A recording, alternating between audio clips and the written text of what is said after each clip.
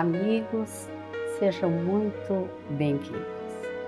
É com muita alegria e gratidão que recebemos hoje o presidente da Federação Espírita Brasileira, Senhor Jorge Godinho Barreto Nery, com quem vamos conversar sobre alguns ensinamentos do nosso Mestre Jesus. Olá, Godinho. Alegria tê-lo conosco nesta oportunidade. Alegria mútua. Nós recebemos, principalmente dos evangelistas, narrativas, anotações dos ensinos de Jesus, não é? Que para entendermos precisamos contextualizar, precisamos analisar, né? Por ocasião da última Páscoa que eles tiveram com Jesus, foram registrados alguns ensinamentos do Mestre, a exemplo daquele gesto de Jesus de lavar os pés dos seus discípulos, não é? O que ele nos ensina com essa atitude, com esse gesto? Jesus, naquele momento, quis dizer a eles para que eles exercitassem a humildade. Porque naquele momento eles não esperavam. Jesus levanta-se da mesa, tira o manto, pega uma toalha, cinge a cintura, que era o hábito dos escravos à época. E a partir daí pega o cântaro de água, bota na bacia e vai lavar os pés. E eles vão deixando, né? E Pedro, como sempre, né, no seu ímpeto, Pedro já não estava gostando daquilo. Como é que Jesus, o mestre, está lavando os pés? E aí, naquele instante que Jesus vai lavar os pés, ele não deixa. Ele diz, não, o senhor não vai lavar meus pés, que é isso? Então, Jesus diz para ele, para que ele deixasse ele lavar os pés. Se ele não deixasse, ele não pertenceria a Jesus. É quando ele leva um choque e a partir daquele instante ele diz assim como mestre, então me dá um banho, lava meus pés, minhas mãos, minha cabeça, né, para que eu fique limpo. E Jesus diz para eles que naquele momento eles não iriam entender aquele ato de Jesus. Eles iriam entender posteriormente. Porque aquele instante da última ceia foi o momento das últimas instruções de Jesus para eles. Porque Jesus já sabia que ia ser traído, sabia que ia para o Gólgota, essas coisas todas, porque, além de estar previsto nas Escrituras, né, ele cumpria as Escrituras, porque ele, como governador espiritual da terra, tudo foi preparado conforme as suas orientações, para que ele trouxesse esse exemplo de amor que nós não conhecíamos até então. E naquele instante ele volta à mesa, todos voltam, e a partir daí ele vai dizer, não é, quem é maior. Quer dizer, que o Senhor, o mestre, é maior do que os súditos. Mas naquele momento quem era maior era ele que estava, mas ele lavou os pés dele. E a partir daí o diálogo, ensinando-os, dizendo para que eles se amassem mutuamente, né? Para que eles pudessem, diante daquele exemplo, praticar a humildade diante do que viria após o momento que ele não estaria mais com ele. Porque também naquele momento ele avisa para eles que teria pouco tempo entre eles, né? Que a partir de um determinado momento eles estariam separados. Aí é que vem depois os diálogos com Pedro, a negação e etc. Mas, em síntese, esse ato de Jesus é o ato de demonstração de humildade. E, além do mais, falar é fácil. Falar e fazer é a culminância daquilo que nós somos capazes. Mas só faz quem tem. Porque eu não posso fazer uma coisa que eu não saiba ou que eu posso deter um conhecimento, mas eu nunca fiz, então eu não tenho o conhecimento, eu só tenho quando eu faço o conhecimento, ou seja, que eu pratico, né? Então tudo que Jesus falou, ele fez. Ele falou de humildade, falou das bem-aventuranças, e naquele momento ele deu um exemplo, porque ele poderia ficar sentado e todos lavaram os pés Sim. dele, não é? Mas ao contrário. É um exemplo que deu para ele que as suas palavras são palavras de vida eterna, que são atemporais, são atuais até os dias de hoje. Então, se nós estivermos numa posição que nos dê uma certa relevância e a gente utiliza essa relevância, até porque os protocolos nos levam a isso, a gente deve pensar para que nós possamos trazer àqueles que estão conosco, não o diferencial. Eu vou dar um exemplo bem prático. Uma criança conversando com um adulto, se o adulto permanece de pé, dá uma noção de preponderância, de austeridade, até a criança ter que ficar olhando, né, para cima. Se o adulto ele senta, fica no mesmo nível da criança, muda tudo. Um simples gesto, a criança se sente mais à vontade, né? Não está diante daquela coisa que só o gesto demonstra que existe um diferencial. Então, são atos simples que nós podemos utilizar, porque o Evangelho de Jesus é simples, não é? E muitas das vezes a gente está falando do Evangelho e está numa postura mais de superioridade e que não existe entre nós. Você se referiu à traição que Jesus sofreu, né? E eu acho muito significativo esse fato, porque Jesus sabia que Judas o iria trair, né? E mesmo assim ele o convidou para estar com ele e permitiu que ele o traísse. Qual é o motivo? Jesus sabia, porque ele mesmo disse em determinado momento que eles não tinham escolhido Jesus, mas Jesus é quem os escolheu. Não é? E dos que havia escolhido, nem todos estavam limpos. Então ele se referia justamente a Judas. E naquele momento da traição, em que o fato acontece, ele diz que alguém vai trair, é uma surpresa muito grande para todos. E é natural que venham os questionamentos. Sou eu? Quem é? E vai naquela questão. E próprio Judas pergunta a Jesus: sou eu, mestre? Aí Jesus responde para ele: tu dissestes. Mas Pedro, diante daquele burburinho, querendo saber, observa o discípulo amado, que é João, né, que estava sentado ao lado de Jesus, e dá-nos a entender com a cabeça próximo ao ombro de Jesus. Dá um sinal para ele e diz assim: pergunta quem é. E Jesus responde, diz que será aquele a que ele vai dar o pão molhado, que era o hábito do pão asmo, né? De você molhar no vinho e eles se alimentarem dali. E aí Jesus faz isso. Pega o pão, molha, entrega a Judas.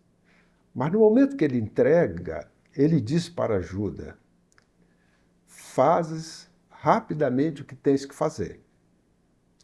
E Judas sai do ambiente. Nem assim eles tocam. Eles não, por quê? Porque Judas era aquele que andava com alforge. E era como se fosse o tesoureiro. Porque quando Jesus os escolheu, a profissão de Judas era comerciante. Ele comerciava, ele dava com dinheiro, com essas coisas, riqueza, né?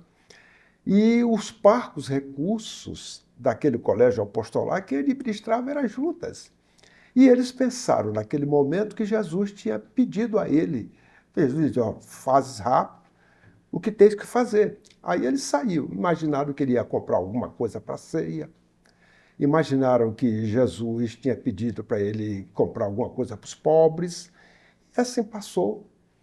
E naquele momento, Jesus, sabendo disso, ele precisava, naquele ambiente, retirar Judas, que o fez de forma sábia, como nos mostra. Porque imagine você, é um momento próprio para que Jesus desse as últimas instruções àqueles que iriam dar continuidade. Ele sabia que Judas, como ele mesmo disse, eu escolhi você, mas os limpos, os que não estão limpos, que é no caso dele. Ele sabia que Judas tomou um caminho diferente. Mas naquele ambiente ali, era o único que estava com um pensamento diferente. E aquela egrégora, aquela psicosfera, estava sendo interferida pelos pensamentos de Judas. Então ele precisava retirar Judas dali. E ele usou deste recurso, porque depois que Judas sai, aí sim, ele começa a instruí-los para o futuro que os aguardava. Então, essa traição de Judas, a gente sabe também que foi pelo interesse de Judas, que ainda tinha uma boa intenção, porque ele pensava que Jesus, como os judeus pensavam, ele iria realmente salvar, né, o povo judeu, e naquele momento era o momento que ele iria se apresentar como príncipe do mundo, que é o conhecimento. Mas Jesus veio nos ensinar uma vitória diferente da que nós estamos habituados. Uma vitória que depois que você vence, e com isso, certamente, esse vencer significa inúmeras mortes, guerras, lutas, né? Que o vencedor sai e volta para a sua sociedade, é aplaudido, né? É levado aos píncaros maiores, ganha medalha e tem postos mais elevados, etc. Essa é a vitória que a gente conhece. Mas ele vai ensinar uma vitória diferente, por isso que ele venceu o mundo, né? No momento em que ele obedientemente ao Pai e ao planejamento espiritual que ele determinou, ele se submete aí até a cruz, transformando um símbolo de perversidade, de atrocidade, num símbolo da redenção. E o amor dele em vir pessoalmente à Terra, né, Godinho? Isso é muito emocionante, né?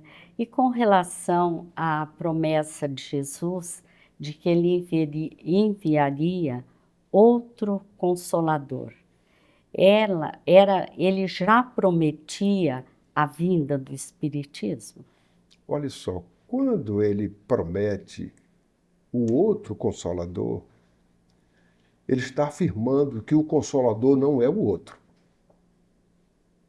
O Consolador é a sua boa nova. É ela que veio. Só que à época não havia condições de explicitar as verdades de forma direta, de forma clara, porque não havia um desenvolvimento da ciência para poder subsidiar o entendimento das verdades. E também a inteligência humana ainda não estava aquinhoada com os conhecimentos apropriados. Então ele promete um outro consolador. Por isso que a sua fala para dizer as verdades foram através de alegorias, através de parábolas, usando o contexto da época. Por isso que o texto sem contexto a gente não entende muito bem ou interpreta mal. E estudar o Novo Testamento, como você bem falou, a gente precisa ver o contexto que estava inserido naquele momento para entender as falas que Jesus nos trouxe. Então ele prometeu o outro Consolador que iria explicar aquelas coisas que ele não podia explicar naquele momento. Iria pedir ao Pai autorização para isso. E, naturalmente, foi necessário que a humanidade tivesse o desenvolvimento apropriado. Como nós tivemos ao longo dos séculos e milênios subsequentes, não devemos esquecer que nós tivemos uma idade chamada Média, que os historiadores chamam da Idade Negra, aonde o progresso ele existiu, mas muito incipiente, porque o progresso sempre existe. Não existe um instante que ele não esteja nos induzindo. A questão é ter mais velocidade ou menos velocidade. E durante esse período, o progresso ele foi empanado pelos interesses das instituições, trazendo dificuldade. Aí por isso quando vem a Renascença, explode, né? Algo que como se estivesse assim, preso e naquele momento você solta.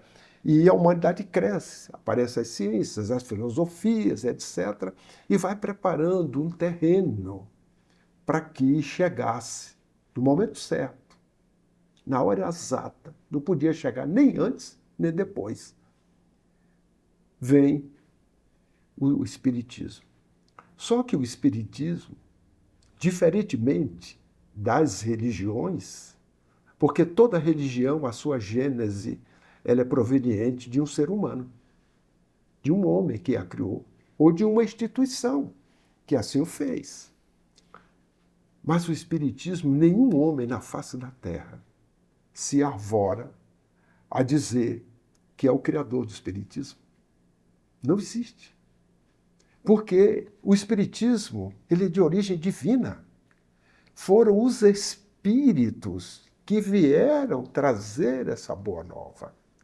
Não foi objeto dos homens. Kardec foi um instrumento para codificar com a sua inteligência e o seu bom senso aquelas verdades que estavam sendo trazidas e que, naturalmente, no início, é como se aquelas mesas girantes, as pancadas, estivessem aguardando homens sérios para poder desvelar as verdades que estavam por ali, até que ele chega. E a partir dali é que a gente observa a profundidade, o trabalho que ele começou a fazer inicialmente para atender a sua curiosidade, e ele despertou que se tratava de algo que era para a humanidade, que a humanidade não conhecia, porque era um momento em que essa comunicabilidade entre ambos os planos da vida estava revelando o nosso futuro, revelando a vida após a vida. Então o Espiritismo chega como essa ciência nova e que não trouxe nada além daquilo que Jesus trouxe na sua Boa Nova, no seu Evangelho. E tem um detalhe, porque quando ele prometeu o outro Consolador, ele disse que ele ficaria para todo sempre. Uma personalidade não fica. Moisés, primeira revelação, veio, chegou, e o Cristo, a segunda revelação. Agora, ficar para todo e sempre não pode ser um ser humano. Uma doutrina, ela permanece, há de eterno. E aí o Espiritismo vem como uma doutrina, vem como, ao mesmo tempo, uma ciência nova, que, ao mesmo tempo, é uma ciência de experimentação, uma ciência prática e uma doutrina filosófica. E como Kardec nos explica o que é o Espiritismo, vem nos dizer que essa ciência prática, ela ensina a relação que existe entre os espíritos. E como doutrina filosófica, as consequências morais dessa relação. E ele vem sintetizar dizendo que é uma ciência que vem dizer da nossa origem, quem somos, para onde vamos, o que estamos fazendo aqui, dando a nossa destinação, ou seja, respondendo a perguntas milenares e explicando, interpretando de forma clara e direta o Evangelho de Jesus. Porque nós não encontramos na doutrina espírita nada que esteja fora das verdades que Jesus nos trouxe. Por isto que a base do Espiritismo são as leis naturais, são as leis divinas. E é interessante que todo aquele que quiser conhecer a doutrina, é muito importante conhecer o surgimento, como foi, né, Exatamente. Godinho? Mas, Godinho, nós vivemos momentos de muita dificuldade no mundo todo, não é? Qual a mensagem, o que nós devemos fazer para superá-los com mais tranquilidade? A veneranda Joana de Ângeles, quando ela fala sobre a transição planetária, numa mensagem, se eu não me engano, foi no ano de 2006, quando pela primeira vez Divaldo psicografou essa mensagem, que depois veio em 2010 com a obra do Manuel Filomeno, né, Transição Planetária, e as demais obras que compõem. Mas ela, na sua mensagem, ela veio nos dizer que a melhor maneira para nós ultrapassarmos estes momentos de transição é realizarmos de forma consciente e responsável as reformas íntimas que se fazem necessárias. Então nós estamos no momento apropriado para que nós possamos realizar essas reformas. O laboratório que nós estamos vivendo é o melhor laboratório para a vivência do amor. O que acontece é que nós, às vezes, deixamos de olhar o futuro e ficamos plantados no presente, como você falou, que é grave, é tumultuoso, nos induz a desânimo, a desesperança, né? Mas se nós olharmos a boa parte, este laboratório é o mais perfeito para que exemplos de amor existam para fazer diferente. E nós temos todas as condições de fazer isto, porque nós já detemos um conhecimento que nos amplia a visão pela imortalidade, que transcende o nascer, o viver e o morrer, que já compreendemos que tudo isso que está acontecendo faz parte de um processo que a lei do progresso possibilita ao habitat e ao habitante, e que nós estamos diante dessa grande oportunidade de exercitarmos o amor. E, naturalmente, quando assim fazemos, estas reformas íntimas que se fazem necessárias, nós podemos fazer de forma consciente e responsável, conforme ela nos orienta. Realmente é um momento muito oportuno para auxiliar, né? Exato. Para buscar ajudar o outro. Exatamente. Godinho, muito obrigada mesmo pela sua presença aqui Obrigado. na cidade, aproveitando para você estar aqui. Que Jesus continue te abençoando, te auxiliando no trabalho frente à Federação Espírita Brasileira. Muito obrigado. Nós é que agradecemos. Nós queremos agradecer a todos vocês que mais uma vez estão nos assistindo. Esperamos estar juntos nas outras edições e desejamos a todos muita paz.